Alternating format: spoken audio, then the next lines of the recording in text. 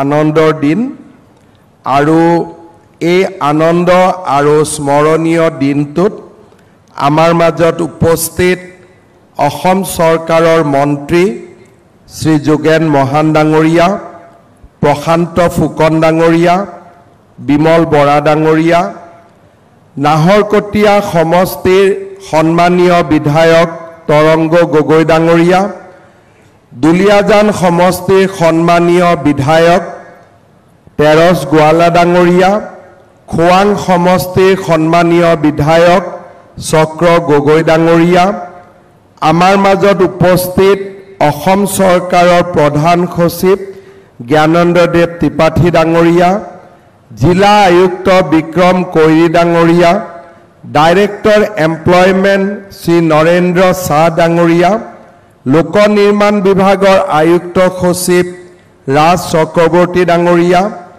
লোক নিৰ্মাণ স্বাস্থ্য আৰু শিক্ষা বিভাগৰ আয়ুক্ত সচিব চন্দন শৰ্মা ডাঙৰীয়া, লোক নিৰ্মাণ বিভাগৰ আয়ুক্ত সচিব বিভূতি শইকীয়া ডাঙৰীয়া, শ্ৰী বিকুল ডেকা ডাঙৰীয়া, হেমন্ত গগৈ ডাঙৰীয়া, আমাৰ মাজত উপস্থিত শ্ৰীযুত জেমছ গগৈ, মৃদুল কলিতা, ললি চলিহা, ৰাণী শইকীয়া, দুলাল বৰা, নামৰূপ আৰু নাহৰকটীয়া পৌৰসভাৰ অধ্যক্ষকে আদি কৰি মঞ্চত উপবিষ্ট বিশিষ্ট ব্যক্তিসকল, আই মাতৃসকল, যুৱক যুৱতী, বন্ধু বান্ধৱীসকল আৰু সন্মানীয় সুধীবৃন্দ, আজি নাহৰকটীয়াৰ বাবে এটা অতিকে স্মৰণীয় দিন। 2001 চনত মই অসম বিধানসভাত প্ৰথমবাৰৰ বাবে বিধায়ক নিৰ্বাচিত হৈছিলোঁ আৰু এক প্ৰকাৰ 2001 চনৰ পৰাই বিধানসভাত নাহৰকটীয়াক মহকুমালৈ ৰূপান্তৰ কৰিব লাগে বুলি উত্থাপন কৰা দাবী আমি প্ৰতিবাৰে আলোচনা কৰিছিলোঁ, শুনিছিলোঁ, কিন্তু নাহৰকটীয়াক মহকুমালৈ উন্নীত কৰিব পৰা নহৈছিল আৰু নাহৰকটীয়া ৰাইজৰ মাজত এটা ক্ষোভৰ অগনিও জ্বলি আছিলে। ইয়াৰ লগতে নাহৰকটীয়া সমষ্টিত আমাৰ যি সাৰ কাৰখানা আছিলে সেই কাৰখানাও সংকটৰ সন্মুখীন হৈছিলে আৰু অসমৰ ভিতৰতে এটা ঔদ্যোগিক, ব্যৱসায়িক, শৈক্ষিক, সাংস্কৃতিক সকলো দিশতে আগবঢ়া নাহৰকটীয়া সমষ্টিৰ জীৱনলৈ এক ক'ব নোৱাৰাকৈ সংকট আহি উপস্থিত হৈছিলে। তেনে সময়তে 2021 চনৰ নিৰ্বাচনত ভাৰতীয় জনতা পাৰ্টীয়ে নাহৰকটীয়া সমষ্টিৰ বাবে আমাৰ সকলোৰে ভাতৃস্বৰূপ তৰংগ গগৈ ডাঙৰীয়াক বিধায়কৰ প্ৰাৰ্থী হিচাপে নিক্ষেপ কৰিছিলে আৰু নাহৰকটীয়াত তৰংগ গগৈ ডাঙৰীয়াক ভোট দিবৰ কাৰণে অনুৰোধ জনাবলৈ অহাৰ মুহূৰ্তত মই ৰাইজক কৈছিলোঁ যে 5টা বছৰত আমি নাহৰকটীয়াৰ জীৱনলৈ, নামৰূপৰ জীৱনলৈ আমি পৰিৱৰ্তন আনিম।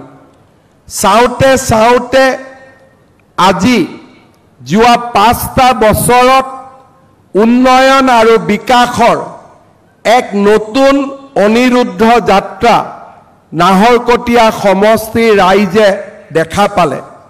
নাহৰকটীয়াত আজি মৰাণ নাহৰকটীয়া দুলিয়াজানত অসমমালা পথৰ নিৰ্মাণ হ'ল, মধুপুৰৰ পৰা নামৰূপলৈ ইণ্ডাষ্ট্ৰিয়েল কৰিডৰ, নাহৰকটীয়াত মিনি ষ্টেডিয়াম, IIT, টিপামত চুকাফা ক্ষেত্ৰ, NH জয়পুৰৰ পৰা হুকানজুৰি এটা সুন্দৰ পথ, ভাদৈ পাছালিৰ পৰা টিপাম, এই গোটেই উন্নয়নৰ যাত্ৰাই নাহৰকটীয়াক এক নতুন দিগন্তলৈ লৈ গ'ল।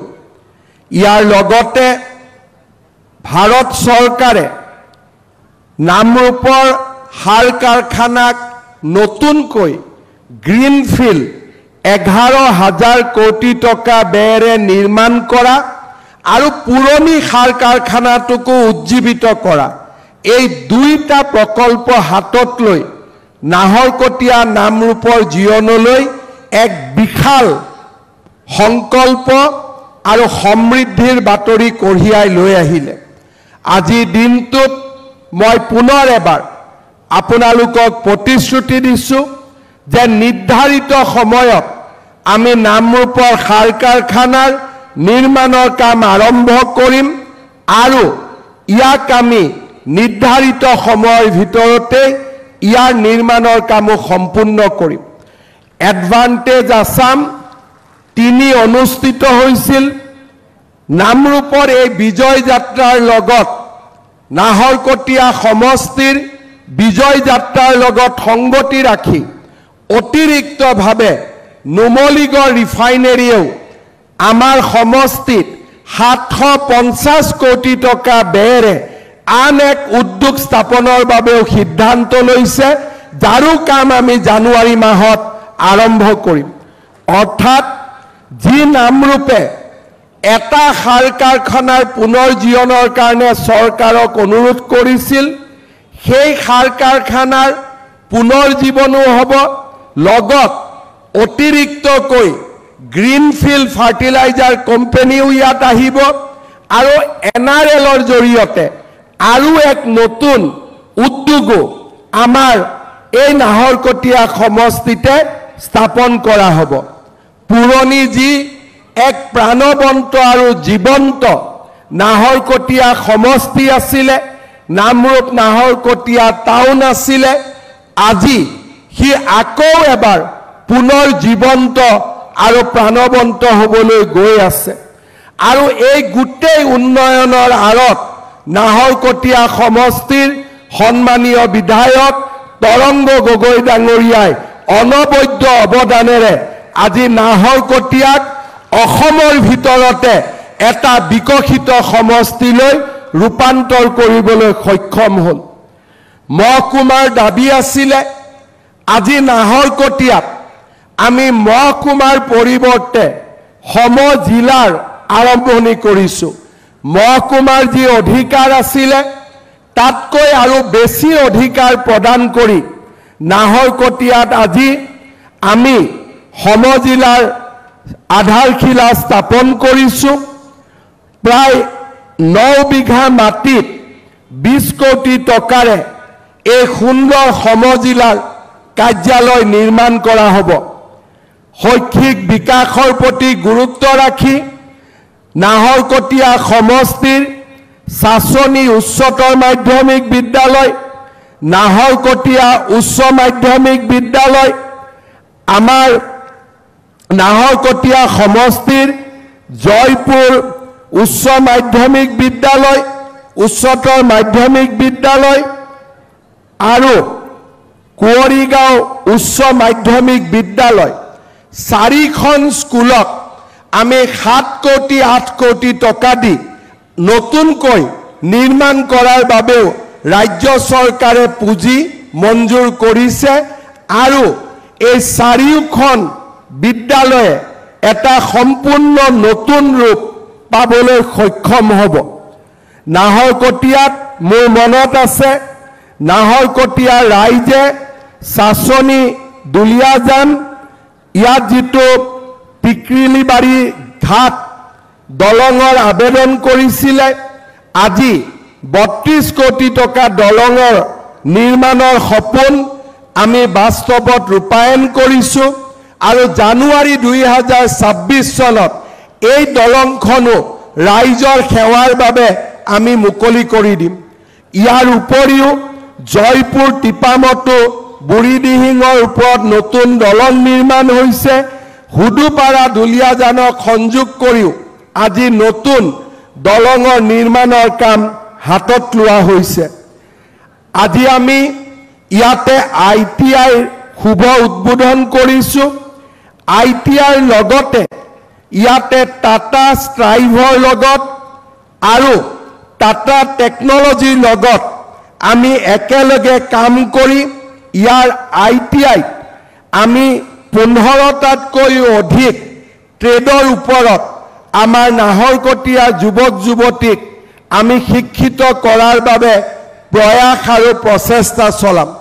ইয়াৰ লগতে অইল উদ্যোগৰ লগত জড়িত বিভিন্ন দিশ সামৰি আমি পৰম্পৰাগত শিক্ষাৰেও আমাৰ ITIখনক আমি সমৃদ্ধ কৰিম।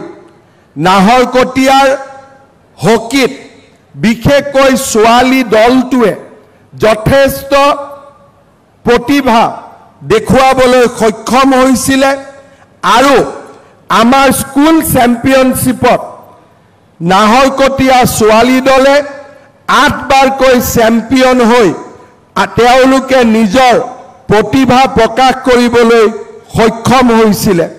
নাহৰকটীয়াৰ মহিলা হকী দলে সিনিয়ৰ জুনিয়ৰ সাব জুনিয়ৰ আন্তঃজিলা প্ৰতিযোগিতাতো 4-5বাৰকৈ চেম্পিয়ন হ'বলৈ সক্ষম হৈছিলে। 2010 চনৰ পৰা 2025 চনৰ ভিতৰত নাহৰকটীয়া ছোৱালী হকী দলৰ পৰা 100ৰো অধিক খেলুৱৈ সিনিয়ৰ জুনিয়ৰ আৰু সাব জুনিয়ৰ ৰাষ্ট্ৰীয় প্ৰতিযোগিতাত অসমক প্ৰতিনিধিত্ব কৰাৰ সুযোগ পাইছিলে। 2001 চনতে হীৰেন গগৈ আৰু স্বৰ্গীয় জয়ন্ত হাজৰিকাই নৰ্থ ইষ্ট ইণ্ডিয়া এক্সপোজাৰ টুৰৰ অংশ হিচাপে অষ্ট্ৰেলিয়া ভ্ৰমণ কৰিবলৈ সুবিধা পাইছিল। নাহৰকটীয়াৰ জীয়ৰী জোনাকী চুৰিন 2012 চনত সিনিয়ৰ ভাৰতীয় বাছনি শিবিৰলৈ নিৰ্বাচিত হোৱাৰ লগতে জুনিয়ৰ বাছনি শিবিৰলৈ 2013ৰ পৰা 2025ৰ ভিতৰত এলিনেক্কা ববি কৰ্মকাৰ আৰু লক্ষীমণি মাজুৱাৰৰ নিৰ্বাচনে হকীৰ ক্ষেত্ৰত নাহৰকটীয়াৰ সম্ভাৱনা স্পষ্টভাৱে প্ৰমাণ কৰিছিল।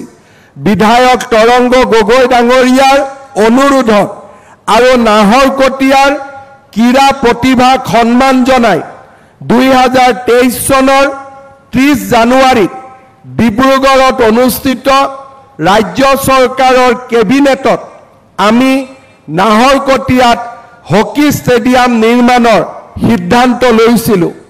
আজি 15.32 কোটি টকা ব্যয়েৰে আমি এই হকী ষ্টেডিয়ামৰ শুভাৰম্ভণি কৰিছোঁ।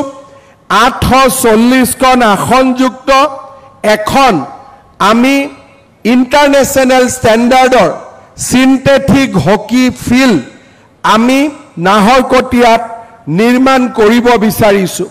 মই বিশ্বাস কৰোঁ নাহৰকটীয়াৰ সিন্থেটিক হকী ফিল্ডে এই নাহৰকটীয়াৰ পৰাই অনাগত দিনত কোনোবা নহয় কোনোবা এগৰাকী হিমা দাস লভলীনা বৰগোহাঁই জন্ম দিব, তাক মই বিশ্বাস কৰোঁ। শ্ৰদ্ধা ৰাইজ, আজি নাহৰকটীয়াৰ আন্তঃগাঁথনি নিৰ্মাণৰ ক্ষেত্ৰতো আৰু এক শক্তিশালী খোজ আমি আগবঢ়াবলৈ ইয়াত সমবেত হৈছোঁ।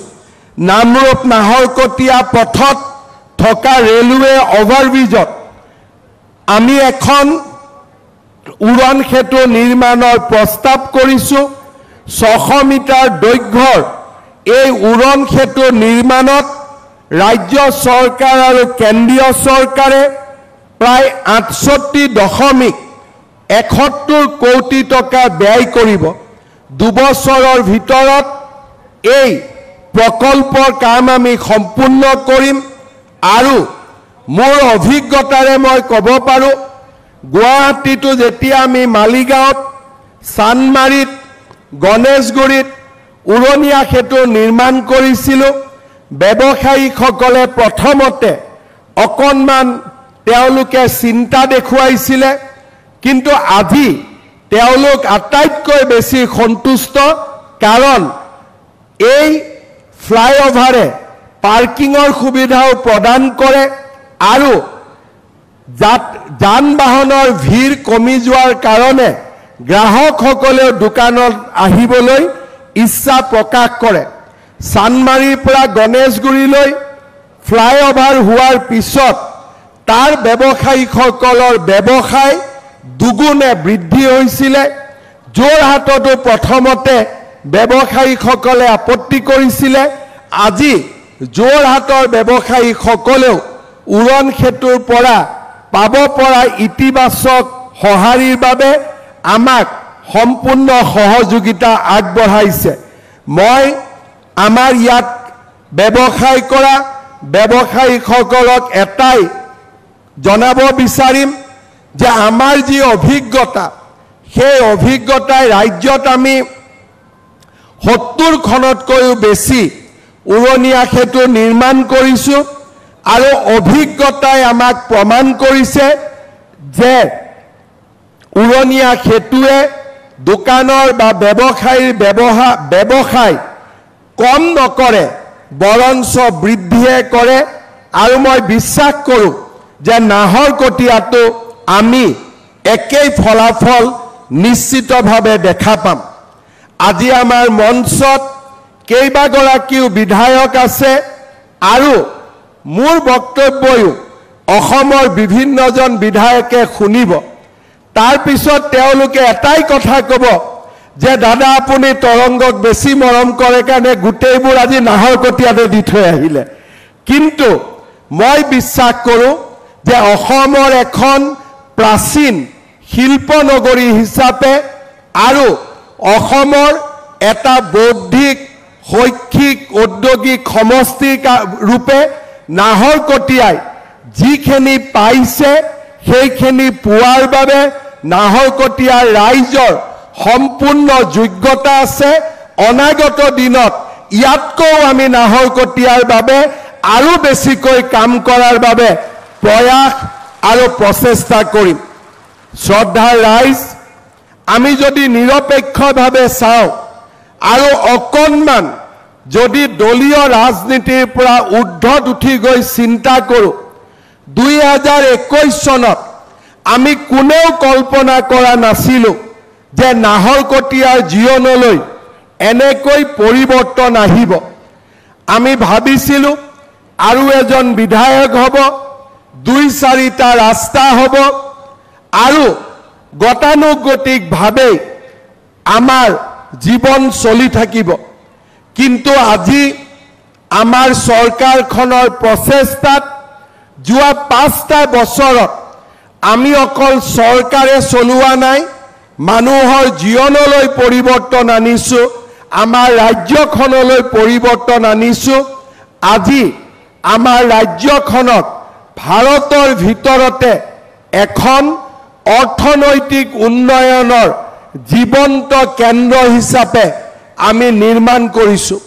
উদ্যোগৰ ক্ষেত্ৰত 5 লাখতকৈও অধিক কোটি টকাৰ বিনিয়োগ, ৰাস্তা ঘাটৰ ক্ষেত্ৰত প্ৰতিটো দিনত আজি আমি 10 কিলোমিটাৰকৈ ৰাস্তাৰ কাম সম্পূৰ্ণ কৰিছোঁ।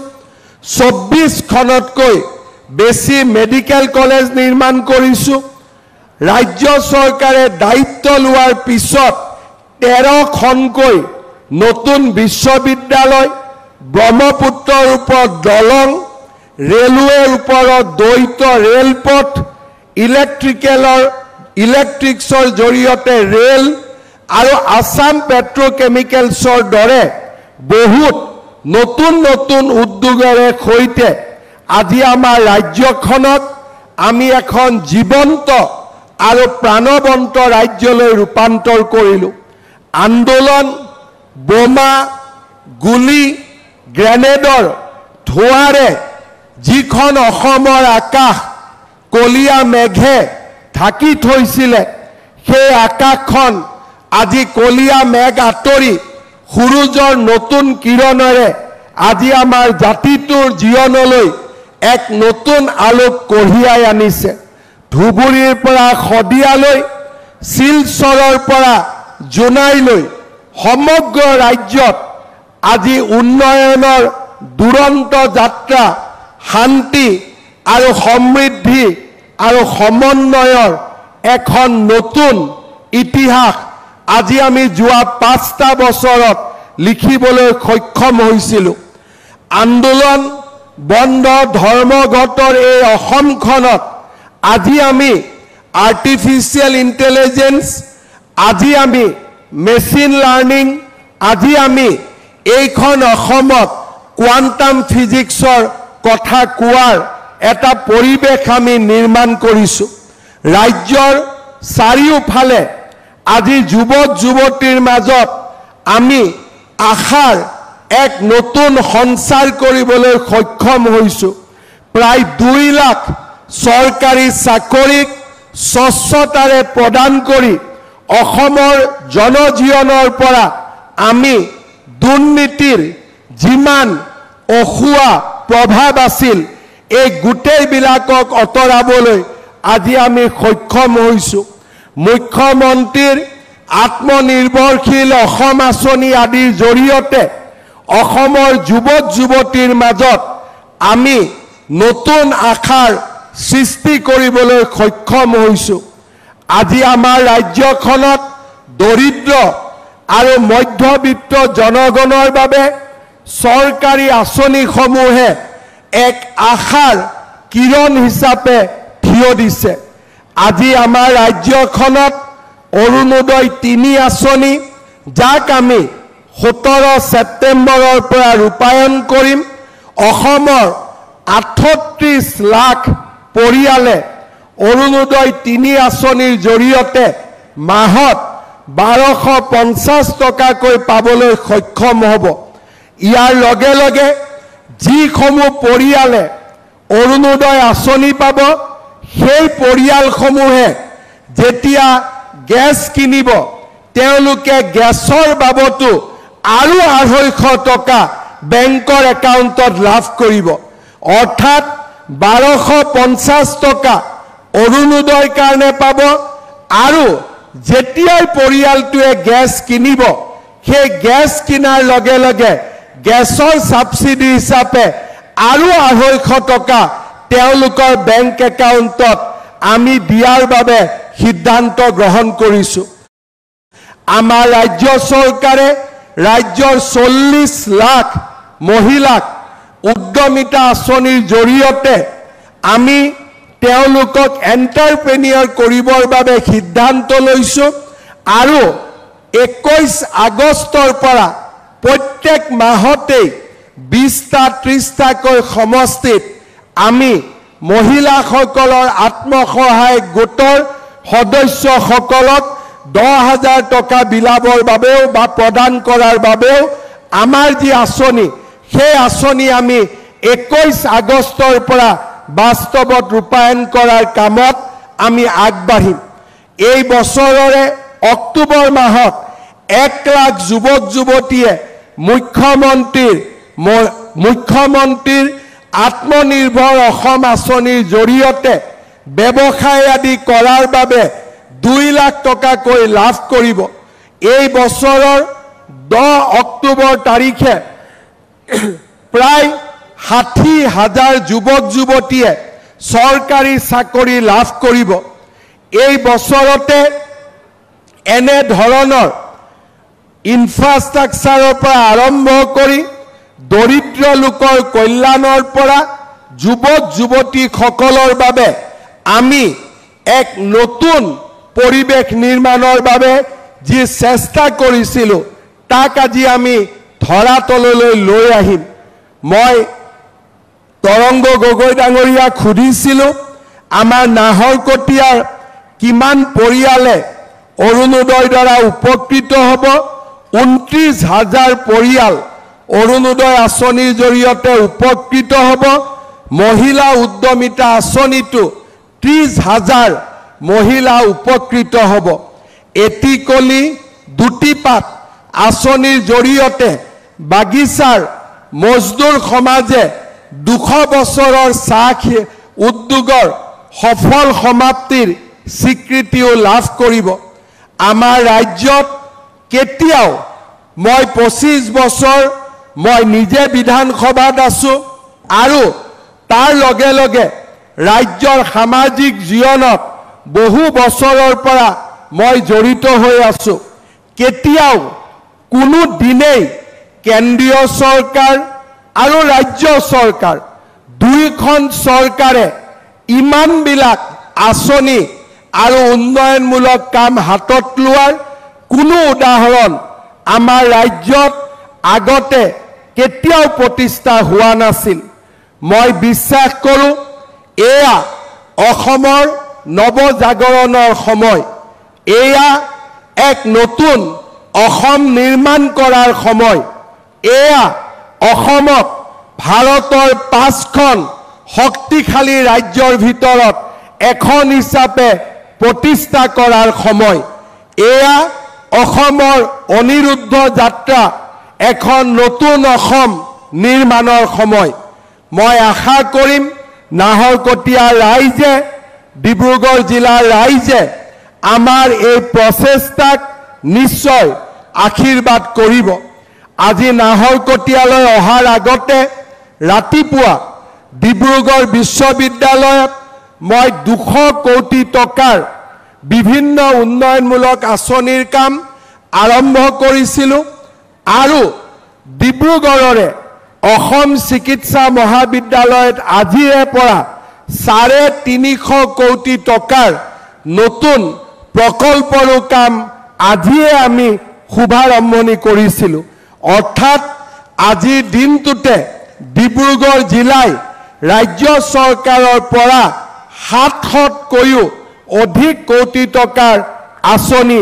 লাভ কৰিবলৈ সক্ষম হৈছে ডিব্ৰুগড়ক অসমৰ দ্বিতীয় ৰাজধানী হিচাপে নিৰ্মাণ কৰাৰ প্ৰচেষ্টাটো আমি আগবাঢ়িছোঁ আমাৰ ৰাজ্যত মোৰ আগতে কেইবাগৰাকীও বিভিন্ন জ্ঞানেৰে আৰু বিভিন্ন অভিজ্ঞতাৰে সমৃদ্ধ ব্যক্তিয়ে মুখ্যমন্ত্ৰীৰ আসন অলংকিত কৰিছিল কিন্তু কোনো এজনে ডিব্ৰুগড়ত যে অসমৰ ৰাজধানী হিচাপে নিৰ্মাণ কৰিব পাৰি তাৰ কল্পনাও কৰা নাছিল কিন্তু আজি প্ৰধানমন্ত্ৰী মোদী ডাঙৰীয়াৰ আশীৰ্বাদত আমি ডিব্ৰুগড়ক অসমৰ দ্বিতীয় ৰাজধানী হিচাপে নিৰ্মাণ কৰাৰ পথত আগবাঢ়িছোঁ যিয়ে সমগ্ৰ ডিব্ৰুগড় আৰু তিনিচুকীয়া জিলালৈ আৰ্থ সামাজিক উন্নয়নৰ এক নতুন প্ৰতিশ্ৰুতি